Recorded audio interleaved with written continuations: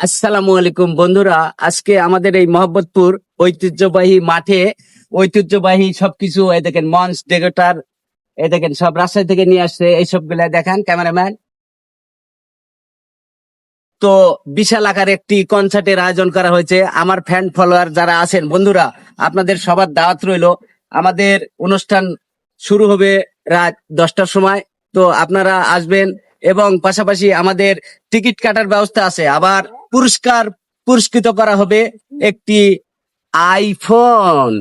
20 টাকার টিকিটে হবে না গাড়ি, হবে না বাড়ি, হবে না সুন্দর নারী, পেয়ে যাবেন ভাই।